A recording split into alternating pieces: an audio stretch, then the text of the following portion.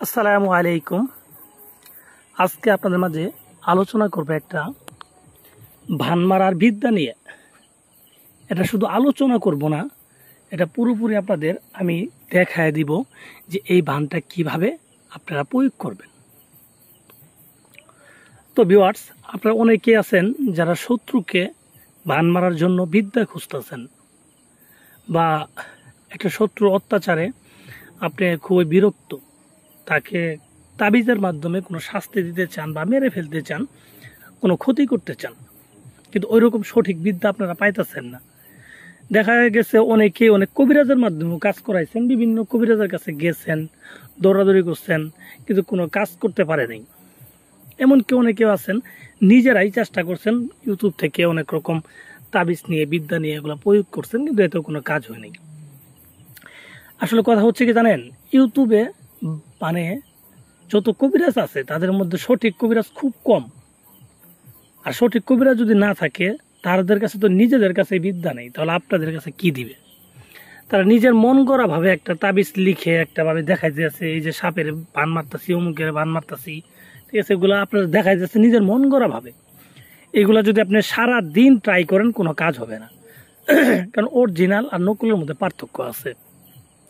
আপনি চাইলেও তো আপনার মন গড়া ভাবে একটা সাপ নিয়ে বা ব্যাঙ নিয়ে আপনারা ভান মারলেন, না পুতুল নিয়ে ভান মারলেন, নিজের মন মতো ওখানে আপনি শুই দিলেন, তাহলে কি কাজ হবে? কখনোই কাজ হবে না। এগুলো তো সহজ না, ঠিক আছে। আবার সহজও বলতে পারেন, যদি আপনার কাছে সঠিক বিদ্যা থাকে তাহলে এগুলো কিন্তু সহজ, ওরকম টাফ ব্যাপার কিছুই না। একবার করলে প্রথমবারই হবে। তো ভিউয়ার্স, তাই বলি, আপনি হয়তো অনেকবার করতে পারেন, অনেক কবিরাজের কাছেও যাইতে পারেন, কিন্তু কাজ হয় নাই। সেজন্য যদি আপনি ভাবেন যে সকল বিদ্যাই ভুল, তাহলে কিন্তু আপনার ভুল ধারণা। বিদ্যা কিন্তু এগুলো আছে, এগুলো যেহেতু তাবিজ কবজ দুনিয়াতে আছে, অবশ্যই ভান মারার বিদ্যাও আছে, কিন্তু সঠিকটা আপনাকে বেছে নিতে হবে। তো যাই হোক, আসলে আমি বেশি কথা বলতে চাই না, আপনাদের আমি দেখাবো প্র্যাকটিক্যালি যে কিভাবে আপনারা এই ভানটা মারবেন।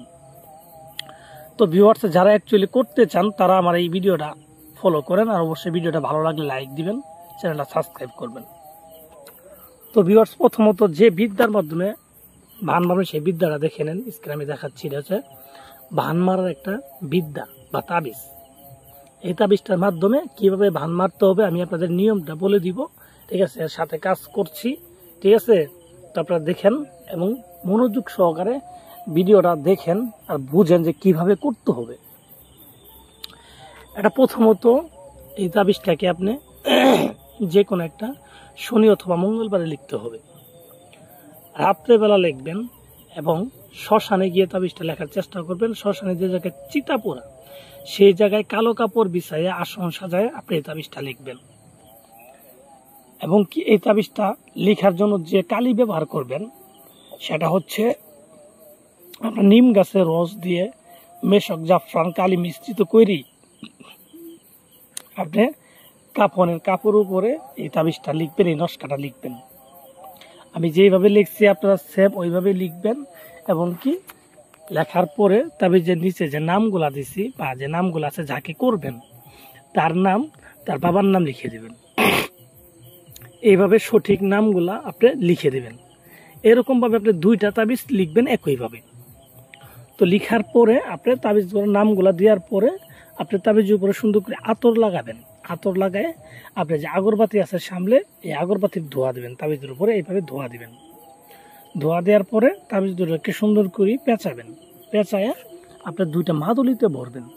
মাদুলি মানে তাবিজ, লোহার বা অথবা তামার যে কোনো মাদুলিতে আপনি ভরবেন।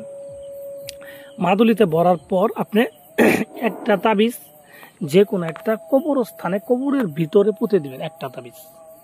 দেওয়ার পরে আর একটা তাবিজ আপনার কাছে থাকবে, সেই তাবিজটাকে নিয়ে আপনি শত্রু যেখানে চলাচল করে সেই জায়গায় পুঁতে দিবেন। যদি সম্ভব তাহলে তার ঘরে পুঁতে দিবেন।